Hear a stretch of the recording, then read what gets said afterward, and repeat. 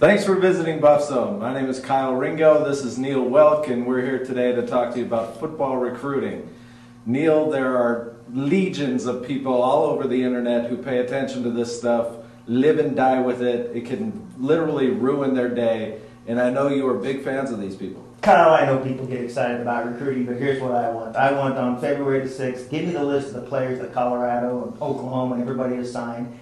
Call me again when fall camp opens up so that we can watch these players come here and play. Until then, it's just so much chatter on the internet. I know people get excited about it. I know people are fired up about it. But it doesn't matter until they sign, and it doesn't matter until they get here and play. And actually, you can judge this recruiting class 3 years from now. Then we'll know how good this recruiting class is. I couldn't agree more with you. It's always funny to me in recruiting that people are so affected by whether a guy chooses to come to Colorado or chooses to go to another school, and then a lot of times throughout the process, you know, from signing day to the beginning of training camp in August, you'll lose like 2 or 3 guys for different reasons, you know, academics, guys didn't qualify or whatever, and so people get so bent out of shape about whether or not a guy comes to Colorado, and really you don't know the outcome of signing day until August, and like you said, 3-4 years down the road. Yeah, you can't. It's like judging an NFL draft or anything else. I mean, 3 years from now, we'll know how good this recruiting class is that Dan Hawkins has put together. Sure, you can say they had this many 5-star players, this many 4-star players. You want to get as many highly ranked players as you possibly can. Obviously, that's the case.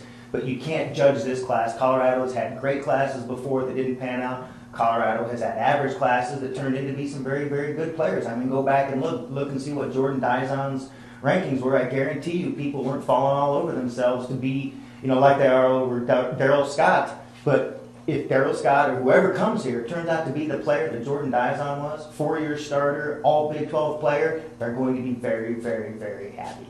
Yeah, you know, let's talk a little bit about the class. You mentioned Darryl Scott. He's the #1 rated running back in the nation from St. Bonaventure High School in Ventura, California.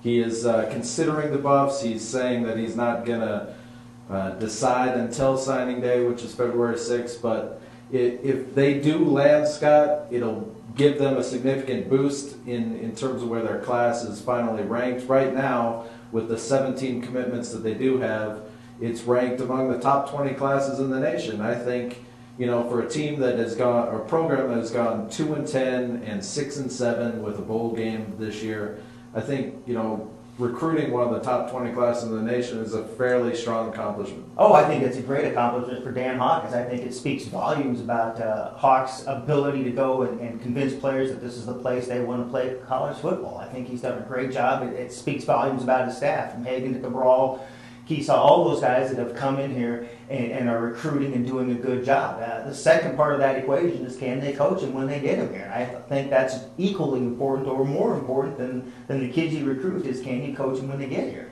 And you know, I think indications are that you know, Hawk can coach. I like his staff, and it will pay off with some good seasons down the line. But yeah, that's where you judge it. You know, when it comes to that question of can they coach them when they get here, that question to me has already been answered. If you just look at Hawk's tenure at Boise State, we had a story in the paper, I think last spring around signing day, where the highest ranked class by either of the 2 major services, Scout.com, Rivals.com, when Hawk was at Boise, was somewhere like in the low 60s. So Hawk never had a recruiting class in his 5 years at Boise that was ranked higher than 60th in the country. Yet last year, his team that he built through those 5 years went out and beat Oklahoma in the Fiesta Bowl. So I think without a doubt, Hawkins can coach the guys. Oh, I think it proves he can recruit. I think Dan Hawkins, at every level he's ever coached at, he has recruited well enough to win at that level, and I think that's what he's doing right here, and that's what I've been trying to convince people, that he can recruit. You know, this recruiting class is going to be fun to go over. I think they have, you know, a nice balance of players, but you know, check back with us. I'm sure we'll have something to say on signing day. Yeah, before we go away, the Buffs lost to Alabama in the Independence Bowl. You said they would win. I said they would lose. And who was right? Kyle Ringo got one right, folks. You know, it's the blind pig here found the acorn, and now he's very proud of himself. Blind pig? Wow, that's rough, man. Blind pig. You're 6-7, which is coincidentally the same record the Buffs have.